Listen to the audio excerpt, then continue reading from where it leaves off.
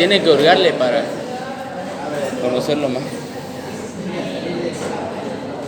¿Y cuánto le costó? Es un amigo también. Conmigo, bueno, ya. La cámara. ¿Ven todo, no? No se ve.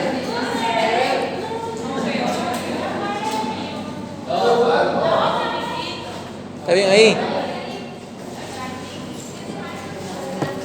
Trauma abdominal. El tema que ahora nos tocaba era sobre el trauma abdominal, el manejo, la definición. ¿A qué se denomina trauma abdominal? Es cuando este compartimiento orgánico sufre alguna lesión, una lesión externa la cual provoca alguna rotura de algún órgano importante de gran magnitud, de diferente gravedad, de acuerdo al órgano de compromiso. Entonces abarca todo el trauma que sufre el abdomen. Hay trauma torácico, hay trauma abdominal. En nuestro caso vamos a hablar sobre el trauma abdominal.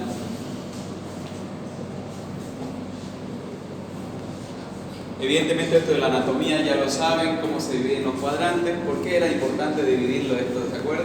Para saber la ubicación, de acuerdo al trauma nos vamos a ir orientando cuál es el órgano que se lesiona más en ese cuadrante, en el hipocondrio, en el mesogastrio, en el hipogastrio. Vamos a ver que los traumas abdominales siempre van a venir acompañados de muchas otras lesiones, no viene solamente una lesión de hígado y no tiene absolutamente nada, es un paciente politraumatizado.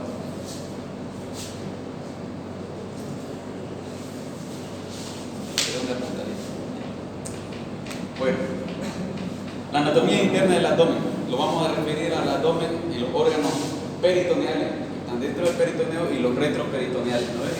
Lo vamos a dividir en abdomen superior, abdomen inferior.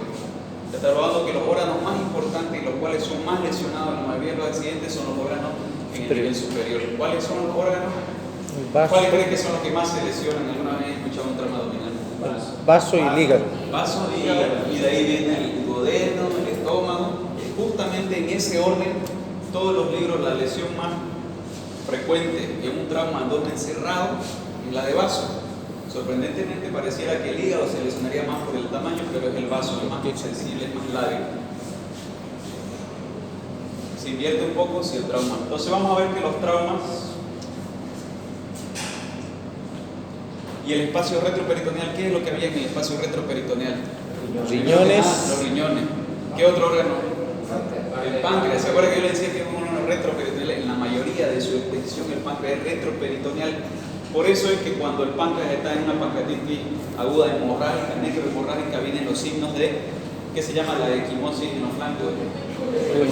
¿Cómo que? Huelen es el periombilical, ¿verdad? Sí. Y en los flancos es Grey Turner. Ese mismo signo aparece en los traumas de vasos grandes, de cava, de arteria, de riñones, uréteres o colon, una parte del duodeno está en el retroperitoneo.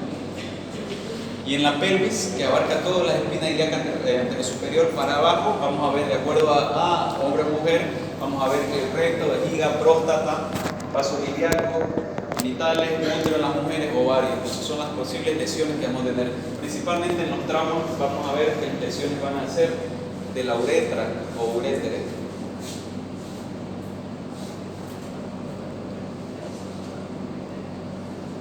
Cuando menciona la pelvis y todos esos órganos es al inferior.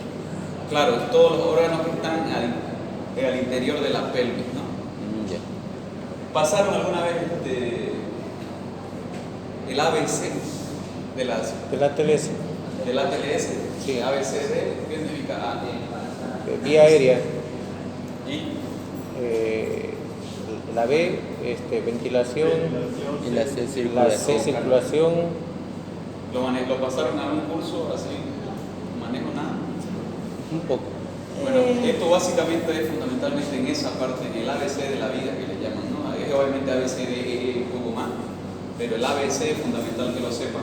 Los mecanismos de lesión, vamos a ver el mecanismo directo por un agente que golpea directamente el abdomen, como el volante del auto, en una moto, el manubrio de la moto, esos son traumas directos, y la forma indirecta va a ser una caída de una plataforma cae, al caer se sienta y ese movimiento brusco puede ser que los ligamentos de los órganos jalen y provoquen una lesión.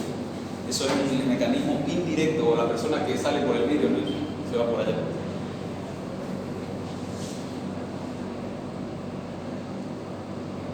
Un poco lento, vamos a tardar más de lo que pensé. Ahí vemos el mecanismo directo y el indirecto para que más o menos se les quede. Y también los traumas abdominales se van a clasificar en traumas cerrados y traumas abiertos. Los traumas cerrados se caracterizan porque obviamente no tienen ninguna discontinuidad, ninguna lesión. Y el trauma abierto es el que tiene ya una perforación de la cavidad peritoneal, en el cual se van a dividir en trauma cerrado, abierto por arma blanca y trauma abierto por armas de fuego, así como se clasifican. Entonces, dos hay, el cerrado y el abierto por arma blanca y arma de fuego.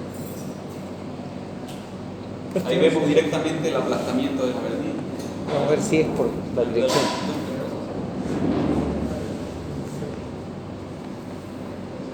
Entonces ven lo que le decía, el trauma penetrante por armas de fuego y por arma blanca al revés. Compromete la cavidad abdominal. Ahí vemos más o menos una clasificación, este por arma de fuego en el cuello, vemos un arma blanca y este por un estilete que no envía la mano. Doctor, ¿y cuánto es por otro tipo de material la perforación? Normalmente el arma de fuego puede estar los explosivos, el tipo de metralla, cualquier cosa que penetre y no sea por fuego. No, lo que digo es un accidente de auto, una pieza del auto. Un fierro. Ese es penetrante. Sería arma blanca. O sea, no es arma blanca, pero se lo clasifica. Ese es penetrante. Cualquier trauma abdominal que penetre con un fierro, con un palo, cualquier cosa que pase a la cavidad peritoneal es un trauma abdominal abierto. Mientras que el cerrado es el que no tiene ninguna herida, nada que penetre a la cavidad. Incluso muchas veces viene con un trauma abdominal abierto y uno explora la herida y esa herida no ingresó a la cavidad peritoneal. Hizo un cuchillo aquí y entró solo en la grasa, los gorditos se salvan por eso. Y eso sigue siendo un trauma abdominal cerrado, porque no ingresó a la cavidad peritoneal, no hubo un ingreso del cuchillo hacia la cavidad peritoneal, no tocó los intestinos, no tocó nada, solo hizo piel o bandeó. Eso es un abdomen agudo, trauma abdominal cerrado, porque no ingresó a la cavidad. Entonces, como les decía, la evaluación prehospitalaria es lo importante. Pacientes que llegan politraumatizados, no vienen con no vienen caminando, no vienen diciéndole, vienen con, aquí la gente anda sin casco, llega sin casco y uno no sabe prácticamente lo que tiene. Entonces ahí viene lo que es el ABC. El ABC, como decía su compañero, el A es Vía aérea, ventilación. control de columna cervical, ¿se acuerdan de esa parte? No. Hay que controlar la vía aérea, que esté permeable, que no haya nada que la obstruya, la lengua, sangre, cualquier cosa obstructiva, y el control de la columna cervical. Es importante porque durante un trauma uno no sabe en qué posición estuvo la cabeza y en el traslado lo puede lesionar más de lo que ya estaba, ¿no? Entonces es por eso que los paramédicos necesitan cierta formación, ustedes también necesitan esa formación. Si ven a alguien en la calle, no, como los pacos ahora, siempre vemos que lo llevan por el cuello por todos lados, entonces puede provocarle una lesión más grave de la que ya tenía. El B es la ventilación, si hay buena ventilación, si no hay un trauma de tórax, si está respirando, si se expande o no. Y la circulación, pues la circulación es la otra parte importante, porque si nos ponemos a enfocar en un paciente, digamos, estamos con la vía aérea, está respirando, pero vemos que un miembro está mutilado por una arteria femoral y está sangrando, ese paciente se va a morir si no hacemos control de la circulación, ¿no? En eso es a lo que se refiere. La resucitación rápida, agresiva con líquido intravenoso. Todo paciente con trauma que llega, de entrada hay que ponerle 2 vías. Aunque no sepan qué le pasó. Él viene de un accidente, vamos, 2 vías. Eso es para controlar los sangrados, que los traumas son enormes. Un trauma abdominal por un trauma hepático o esplénico, toda la sangre se va a la cavidad. Tranquilamente entran 6 a 7 litros en la cavidad abdominal. Entonces, por eso de entrada hay que hacer una resucitación rápida y vía intravenosa. Mucho líquido. Van a ver que en las iglesias lo primero que hacen es ponerle 2 vías y de las más gruesas. Y le ponen, aunque no sepan qué tenga. Y eso es para mantener una volemia. Control de hemorragias con presión directa, con utilización del collar, si es que se tiene. Doctor, una pregunta.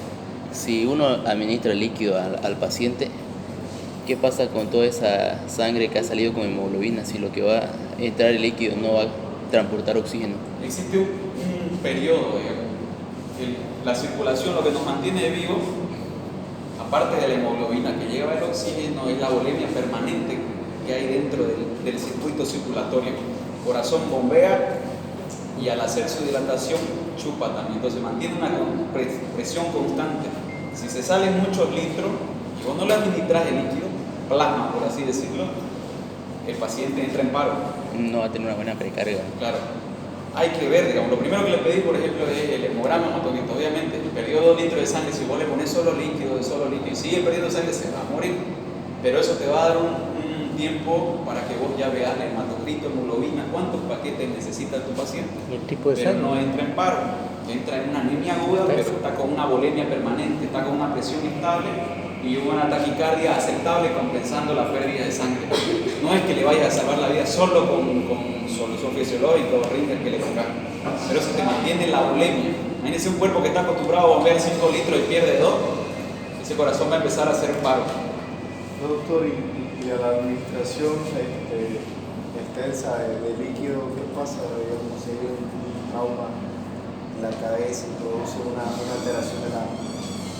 En la emergencia no se piensa así, digamos, de que va a haber una hipertónica y va a producir un edema cerebral. Eso evidentemente se va a ver después.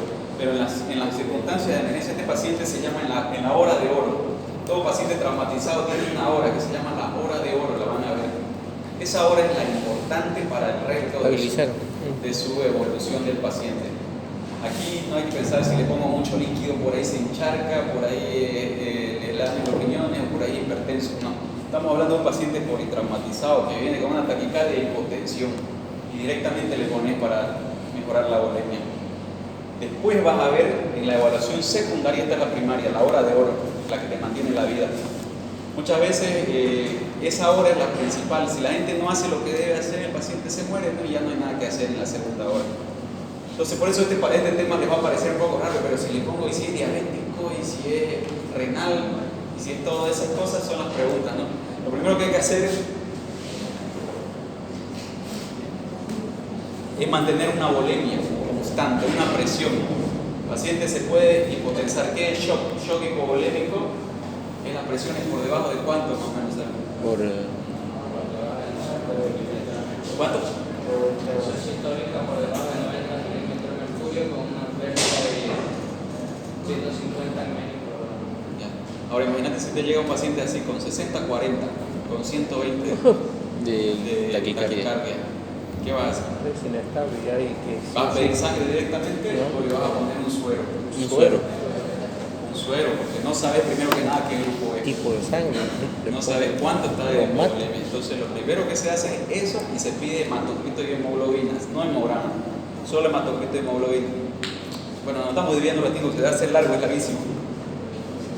Entonces eso es lo que ya vimos. Este es el C donde está deterioro del sensorio, es ahí donde se utiliza ¿se acuerdan? De Glasgow. La escala de Glasgow. El Glasgow mide El el grado de- ocular, verbal y motor. Motor. Ahí se le clasifica unos puntos. De acuerdo a esa escala de Glasgow ya vemos el deterioro del sensorio, si es necesario intubar o no. Se denomina TEC grave, TEC leve y TEC moderado, ¿no ven? Sí. Si no me equivoco, por arriba de 11, el puntaje de Glasgow es entre- TEC leve. 13. Si tiene 12, 13, 12, 14, 14. leve. Si tiene por debajo de ese es moderado hasta 8. Hasta 8. Si es debajo de 8, es un paciente grave que necesita tal vez intubar en ese momento. Entonces, ¿qué más? Exploración de vestir al paciente. Primero que nada, un paciente que llega a la emergencia, parte de la vía, es cortar toda la ropa. No es que es de marca, que es ropa, que todo.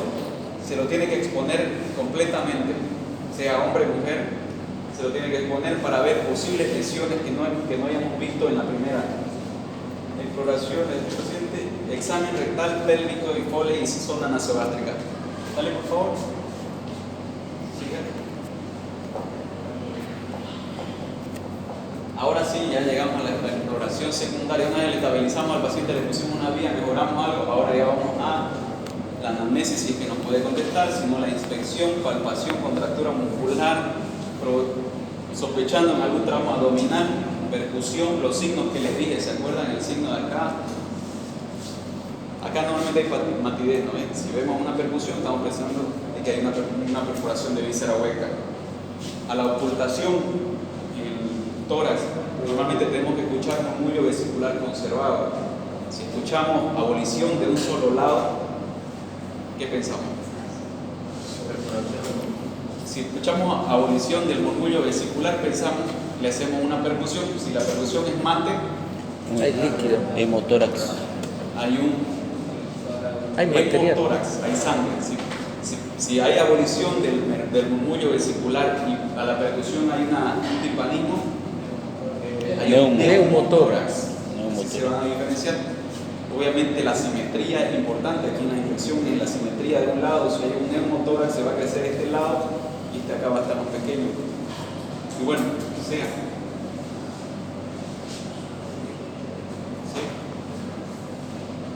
Evaluación de heridas, era lo que le decía. Las heridas todas tienen que ser evaluadas con métodos de esterilidad, guantes y todo lo que se pueda lo más rápido.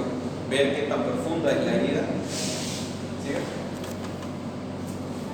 Estabilidad de la pelvis es una de las que se fractura. ¿Cómo hacemos la estabilidad de la pelvis? ¿Eso le mostramos? Sí. Paciente de cúbito dorsal se le hace una leve presión en la pelvis y se siente un crujimiento o una inestabilidad en la pelvis. Es una pelvis inestable. Es muy riesgoso porque tiene mucho sangrado. Bueno, el examen vaginal y el examen rectal siempre se tiene que hacer en pacientes que se le vea sangrado vaginal o sangrado rectal, porque en un trauma de pelvis puede haber una rotura de la vagina o del recto o de la uretra. En todos los pacientes se le tiene que colocar sonda nasogástrica y sonda vesical. La sonda nasogástrica va a evitar que haya vaciamiento gástrico y haya una broncoaspiración. Si el paciente estaba comiendo un pollo y se salió y lo pisaron más allá, vamos a evitar que se broncoaspire. Pero tienen sus contraindicaciones. La sonda nasogástrica tiene una contraindicación.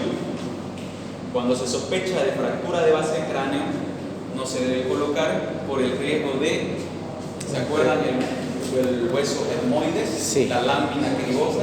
En vez de ir para adentro, se... Entonces, si hay una fractura de base de cráneo, podemos hacer que al tratar de colocar la sonda no vamos a hacer eso, provoquemos una lesión mucho más importante. Entonces, paciente que viene con el traumatizado y que tiene sospecha de fractura de base de cráneo, no se le debe colocar la sonda.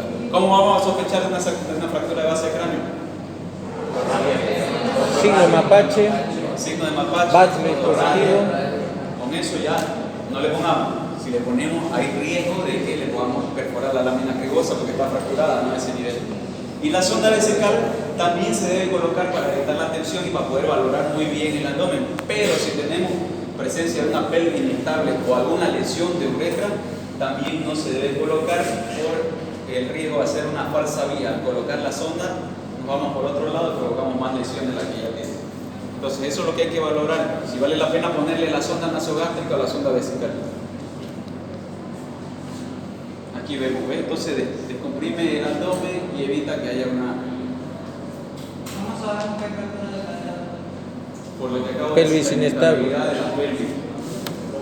Paciente echado, se le aprieta con leve presión y se va a sentir un crujir. Los huesos están separados de la pelvis. O va a haber mucho dolor y inestabilidad en la pelvis.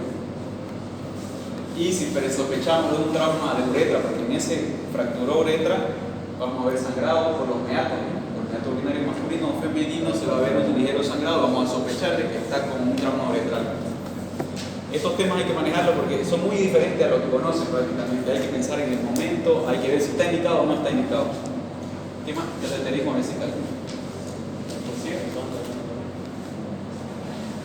Muestra de sangre, bueno, la sangre, lo primero que pedimos, glucosa, niveles, alcohol, todo eso, hematocrito, hemoglobina, grupo de sangre para saber qué sangre le vamos a poner.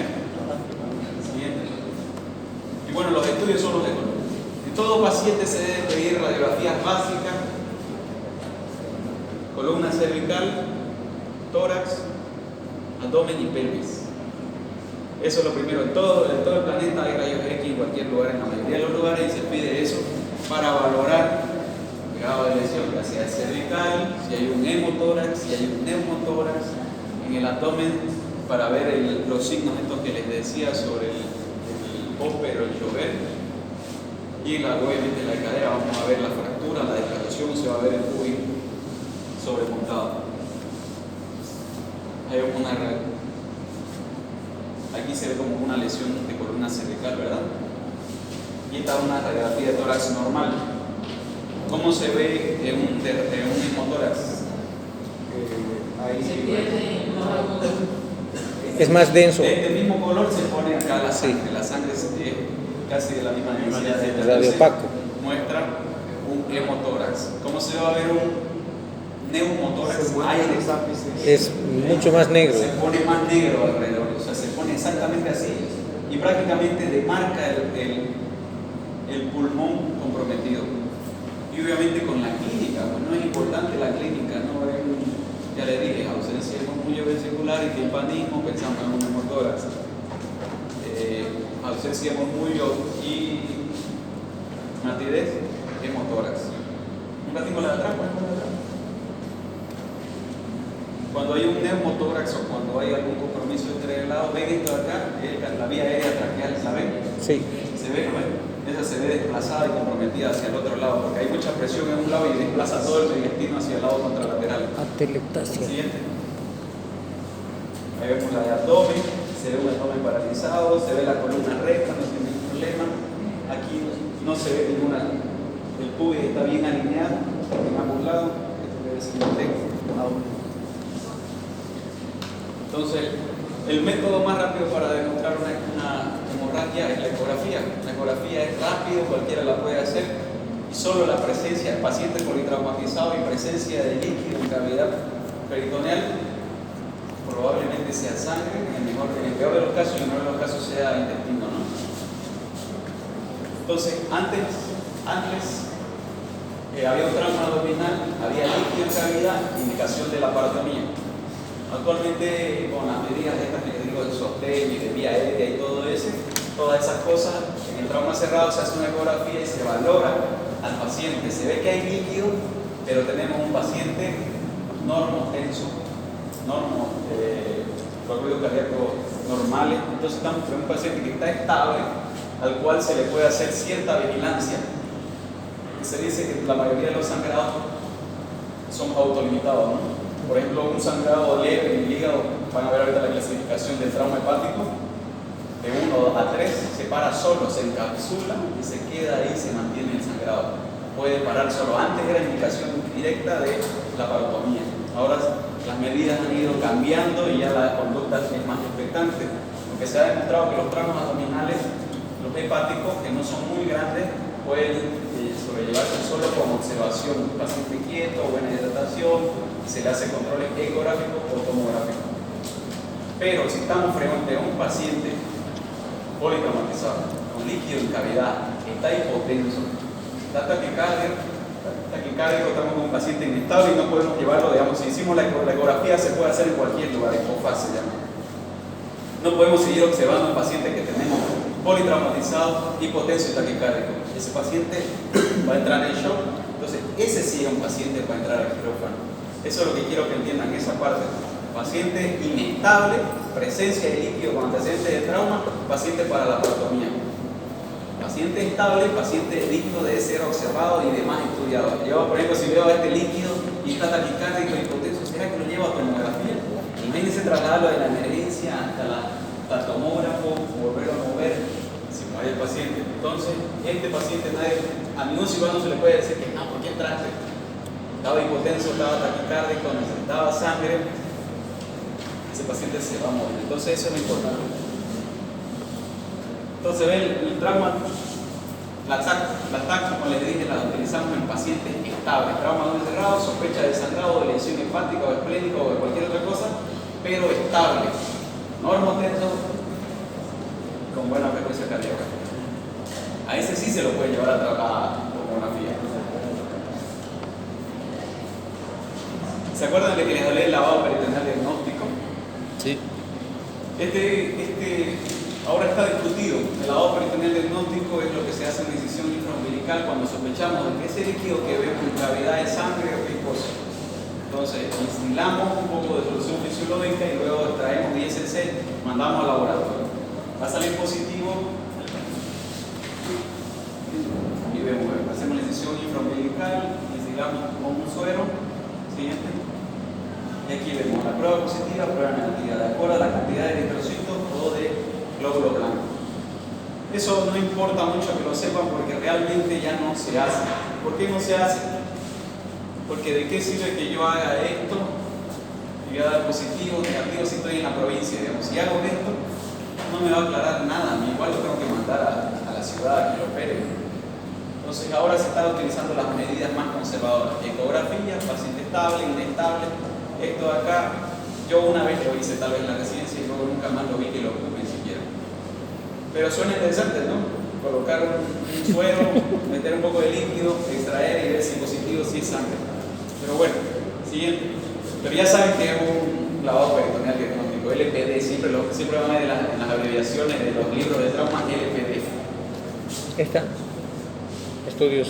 Estos son los estudios a los cuales ya estamos hablando de un paciente que está estable, que no tiene ningún compromiso de vida, al cual sospechamos que tenga lesiones uretrales, y se le hace ya la urograma escritor, uretrocitografía retrógrada, a los cuales ya no hay compromiso de vida y podemos hacer esos estudios. Siguiente. Ese es un urograma escritor y otro. Entonces, esto es lo que yo le estaba diciendo. Lavado cerrado abdominal con LPD, lavado peritoneal diagnóstico, o ultrasonido positivo, trauma cerrado abdomen con hipotensión. Ve cómo hace hincapié en la hipotensión y datos tempranos de peritoneal.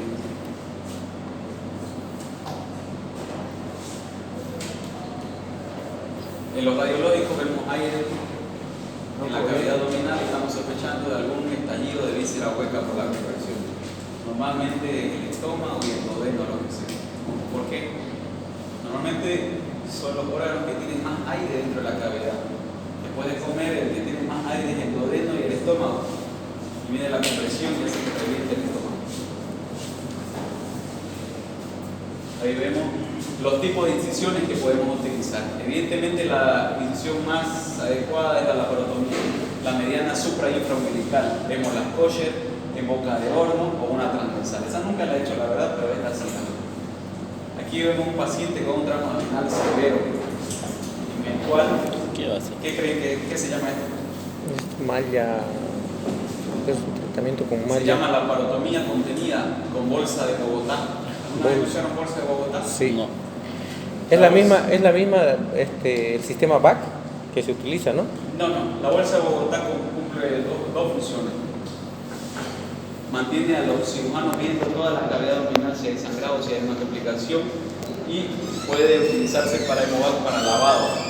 Esto se hace en traumas abdominales que son extensos, en los cuales el intestino está desmatizado, hay mucho trauma, y uno hace la cirugía de salvataje, se llama.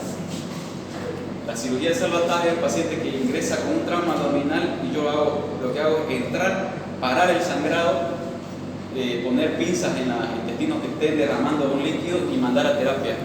Necesitamos un paciente inestable y paramos el sangrado, se le hace la bolsa de Bogotá. Esta bolsa de Bogotá la inventó en Bogotá un cirujano que lo conocí el año pasado, Borraes. Van a buscar en internet, se llama Borraes. El tipo es un sencillo y todo. Y esta bolsa se sigue utilizando desde el 90 o cuando la habrá inventado, no me acuerdo. Y él nos contó la historia de cómo antes no se utilizaba.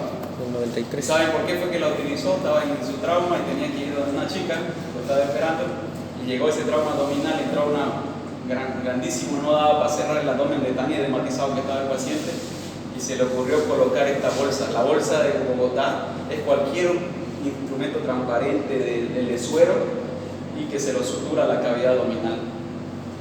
Entonces eso lo hizo él por el apuro prácticamente. Y luego se utilizó en todas las partes del mundo. El trauma abdominal está utilizadísima, la bolsa de Bogotá o de Borraes. Ya le pusieron de Borraes en honor al cirujano que luego aplicó la primera vez, que es un colombiano vivo todavía, relativamente joven, y se utiliza para eso. Y muchas veces, en muchas partes del planeta se utiliza esa bolsa de Bogotá. Uno entra, el paciente está inestable, está sangrando mucho, está con hipotensión, está grave, entra y hacemos el packing. Al escuchar un packing es de paquete. Prácticamente se ingresa a la cavidad, se ve que es un trauma abdominal de hígado y se coloca compresas húmedas hasta que el hígado quede totalmente apretado, tanto por abajo como por arriba, y eso evita el sangrado. Y Y si hay el intestino suelto o hay alguna parte hueca del intestino, se le pone unas pinzas de clan, se cierra el abdomen con esto, se va a terapia. En terapia ya le ponen su sangre, mejora condiciones, ya no tiene problemas renales el paciente y vuelve a entrar hasta las 72 horas. 72 horas se puede estar así para volver a entrar, sacar esas compresas y ver si el sangrado se controló o no, pero ya entras con un paciente con vida. Porque si en cirugía de trauma nos ponemos, digamos, este paciente llegó con su trauma con perforaciones de todos lados, entramos y me pongo a reparar el hígado, a esperar que sangre, a resecar el intestino, a anatomizar y el anestesiólogo peleando con las drogas para que tenga presión y todo, se va a morir. Entonces esa es la cirugía de salvataje, es donde se utiliza la bolsa de Borraes. Lo van a buscar y lo busquen en la foto de un tipo chatito, así bonito, simpático. Entonces esa bolsa se puede buscar acá en la pita. ¿Ah? ¿Se puede buscar esa bolsa acá en la pita? ¿Sí? ¿A quién? La bolsa. ¿La bolsa local de Sevilla o cómo es? No, la bolsa Bogotá no es un instrumento que lo pillen en la farmacia, que es una bolsa Bogotá, no es cualquier cosa estéril, obviamente, tenés que buscar. En quirófano, los sueros blandos, se ubican los sueros blandos, se lo corta y se hace una bolsa prácticamente. Y eso se lo adosa aquí y se lo sutura en toda la cavidad. Entonces queda la cavidad al visto, no sé si alguna vez han visto, se ve el intestino, se ve todo. Así los cirujanos ven al otro día, sigue sangrando, no sangró, está infectado, cómo está el intestino, está hematizado. Miren, doctor, gracias. Una vez pudo llegar a su cita, ¿no? Dice que llegó y lo estaba esperando una chica muy buena, digo que llegó y volvió al otro día y lo operó al chico que estaba con el trauma y salió bien. Y ahí fue la primera vez que se utilizó ese que parece arcaico, ¿no? Pero es una medida de salvataje, porque ahora la cirugía de trauma se abocó a salvar primero al paciente y luego resolvemos los problemas secundarios. Una perforación intestinal se lo clampeas nomás y al otro día lo podés suturar, pero ya el problema es la hipovolemia y la utilización de vasoactivos.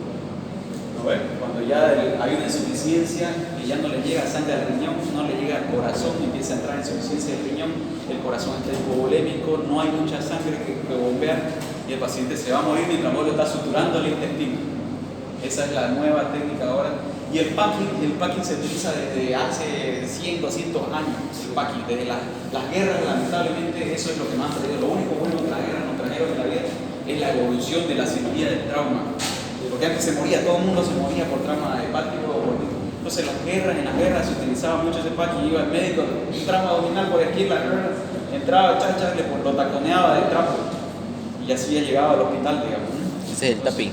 Todas esas técnicas fueron utilizadas por la guerra, la primera y la segunda guerra mundial evolucionaron muchísimo la medicina, peor en la cirugía del trauma.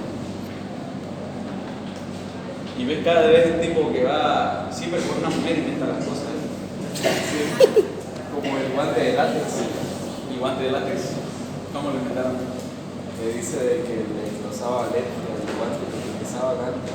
De tela. De verdad, antes se utilizaba guante, antes se utilizaba guante, después se utilizó de tela y de ahí pasaron al de látex.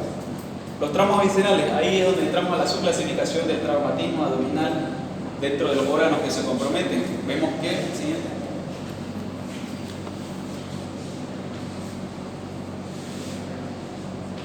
Órgano más afectado, los traumatismos contusos. ¿Cuál era el que habíamos dicho? Hígado, vaso. Por mecanismo, la lesión hepática por mecanismos de desaceleración brusca, accidentes vehiculares, caídas, fracturas costales. Los órganos de por sí están sostenidos por unos ligamentos, ¿verdad?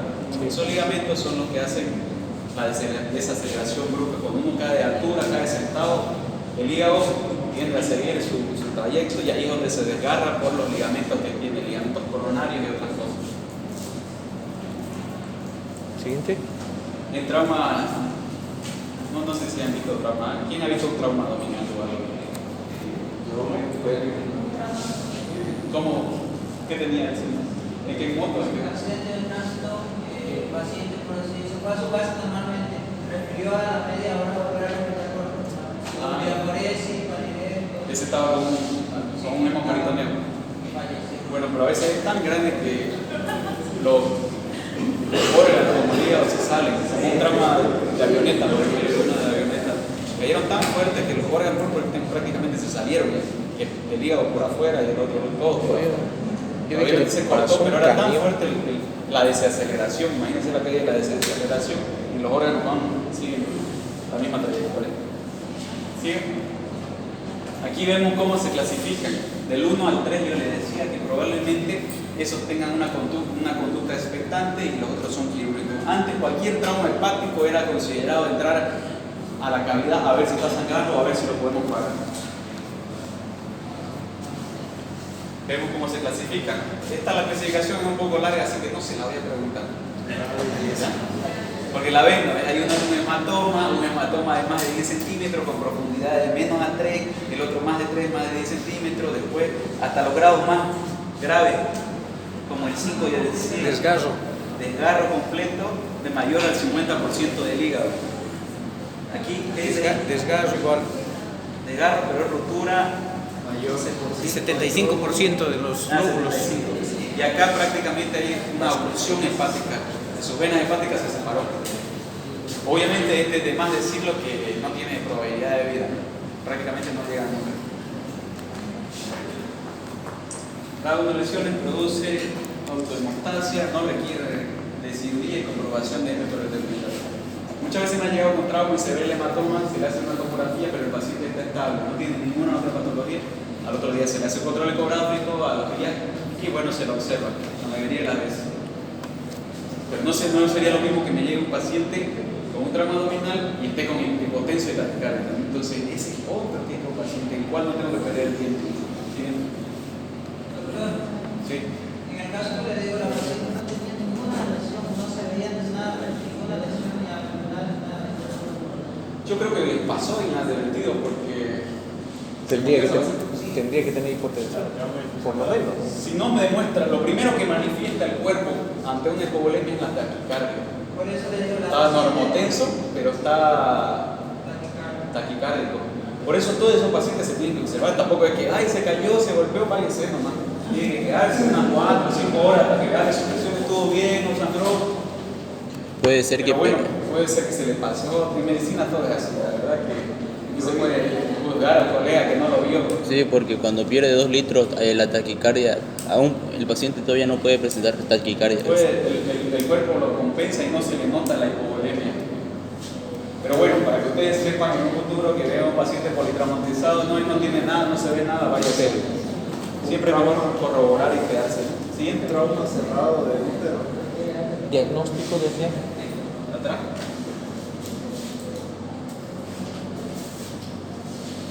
Bueno, este es el órgano más afectado, el vaso. El vaso es mucho más lábil y si bien está protegido en el lado izquierdo y posterior del flanco izquierdo, del flanco del hipocondrio izquierdo, el órgano que principalmente se lesiona en los traumatismos a donde cerrado, más que el hígado en proporción.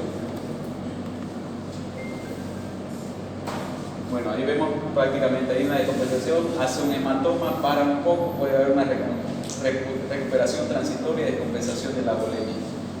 Ahí ese paciente hace un hematoma, hay una descompensación, hay una taquicardia, hay una hipotensión, pero luego se estabiliza momentáneamente, paradójicamente, crece tanto el hematoma que ya se rompe hacia la cavidad y vuelve a tener la hipovolemia y puede morir. Por eso se tienen que observar estos pacientes, no son pacientes que se tienen que ir. Hemoperitoneo y ruptura de cápsula esclerótica. Ahí vemos un estallido pancreático, ruptura de vaso. Yo en mi vida de cirujano había operado 2 traumas hepáticos, no he tenido mucho. De vaso. De vaso, esplénico. Son catastróficos, grandes, son terribles. Uno entra a la cavidad y solo ve sangre y saca coágulos y no sabe dónde está sangrando en realidad. De ahí viene la cirugía cerebral. No es que uno dice, ay, es el vaso directo. Sí. Aquí operamos recientemente a un niño, que lo ven conocer, Álvarez, hijo del doctor Álvarez, Miguelito. No sé qué problema tuvo con la moto, la cuestión es que llegó de un trauma abdominal cerrado. Cuando yo lo vi estaba de impotencia, taquicárdico, color de este, color de acá. Y entramos a cavidad y era un trauma hepático. Ese trauma era tan grande, era una laceración grado 3 o 4. Venía desde atrás hasta acá, ¿Esplénico de 5 centímetros. o hepático? ¿Ah? ¿Esplénico o hepático? Hepático. ese chico por suerte está vivo, porque se iba a ir prácticamente, no sé si es Álvarez, ya le pusieron como unos 14 paquetes o sea, Álvarez no es, en realidad debe ser, porque se la cambiamos la sangre prácticamente. Trump, ese niño se estaba muriendo. Pero verdad, pues Álvarez no tiene ya sangre. Ese niño, gracias a Dios, fue bien. Tuvimos que entrar a la hora porque volvió a sangrar. Paró el sangrado de unos puntos. No le hicimos un packing porque... Ahí miren por qué no hicimos un packing. Porque estaba la presión del familiar que estaba también ahí, digamos que médico y todo. Y no, dale. Y paró el sangrado. Y a la hora volvió a sangrar porque las presiones se normalizaron, la presión, y volvió a sangrar. Y volvimos atrás y hicimos packing. Y ya tuvimos que hacer packing. Actualmente él se estaba recuperando muy bien, tuvo algunos problemas, tuvo unas fístulas después, porque el corte era tan grande en el hígado que hizo una lesión de vías biliares, los conductillos, y provocó una fístula. ¿Las fístulas son de qué? No, son traumáticas. ¿Traumáticas? El trauma, imagínense el hígado, adentro tiene su conducto, y el trauma fue tan grande el corte en el hígado que lo partió, que ahí mismo lesionó vasos arteriales, vasos venosos y conductos hepáticos. Y de ahí quedó con una fístula. Actualmente le está recuperando, si ya se solucionó la fístula, ahora tiene el problema, imagínense, de la laparotomía, tiene bridas y adherencia, y le provocan suboclusiones. Entonces, todavía ya volverlo a operar ya nadie quiere, pero está bien, está comiendo. Pero de que va a llegar a operarse, seguro que sí, a liberación de bridas y adherencia, lo que les dije, que era la principal causa de obstrucción intestinal. ¿Sí? Bueno, el traumatismo gástrico prácticamente es lo mismo, ¿no? Solo que es lo que avanzamos en la clase anterior, un abdominador perforativo, cómo diferenciar con el líquido, con el aire en la cavidad, con la placa de tórax, con el aire entre el diafragma y el hígado, ¿no? Por ejemplo, estas lesiones de víscera hueca no comprometen la vida en el momento, pero sí hacer una peritonitis.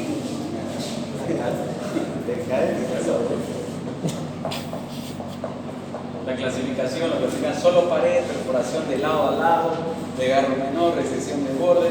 De acuerdo a eso, de acuerdo a la lesión en el estómago, se va a hacer el tratamiento. Se puede hacer una rafia simplemente, debilidad borde, o hacer una gastrectomía si la lesión es muy grande. Pasa la siguiente. Si hay una lesión muy grande a este nivel y no se le puede, se le hace una gastrectomía, se le corta y se hace una anastomosis. Bueno, las complicaciones obviamente son cualquiera de estas: absceso de pared, abscesos intraabdominales, porque hay pacientes tienen sepsis, empiema, neumopatía. Empiema es pus en la cavidad pleural. Es pus en la cavidad pleural. Es una complicación posterior a una toracotomía o a la colocación de un tubo de tórax de emergencia. Normalmente pasa estas complicaciones porque uno no está en un ambiente estéril como la emergencia y coloca un tubo y provoca una infección. Pero ya son complicaciones las cuales se puede recuperar. Traumatismos duodenales, ahí vemos los porcentajes. ¿Bien? Aquí de acuerdo al grado de la circunferencia, menos del 25%, más del 25%, las de menos del 25% se suturan y las de la circunferencia, ¿no? ¿Entiendo? Una vuelta completa del intestino es 100%. Si la lesión es menor a 25%, o sea un cuarto, solo se sutura. Si es mayor, muy grande la lesión, se hace una resección de esa zona afectada y se anastomosa. Bien. Bueno, el tratamiento ya. Ahí vemos que hay una lesión acá y está haciendo una anastomosis. No la está suturando ahí porque puede provocar estenosis. Ya, y todos los traumas son prácticamente, no se lo voy a preguntar la clasificación. Solo quería que sepan qué se hace, cómo se presenta, cómo se clasifican de manera general los traumas genitales. Si quieren, en los libros está toda la clasificación. Trauma hepático dice 1, 2, 3, 4. Trauma esplénico, trauma pancreático, trauma gástrico y todo eso. Pero como ustedes no lo van a hacer cirujano, no les sirve mucho, solo el conocimiento básico. Usted necesita ser amigo de uno de nuestros docentes. Ahora estamos en la época en la que no se justifica que yo les enseñe el Dalton, lo más pequeñito, porque en mi época me enseñaban así. Todos los preguntas eran como para que te pasé. Ahora la nueva escuela latinoamericana de universidades dice que tenemos que ser más prácticos, porque evidentemente ustedes todavía no están en ese nivel de aprender cirugía, pero sí saber términos generales. Lo que les digo, apendicitis, colecitis, todos los días. Casi todas las clases son de los mismos. Nos vemos el viernes. Jueves. Viernes. Viernes. Viernes.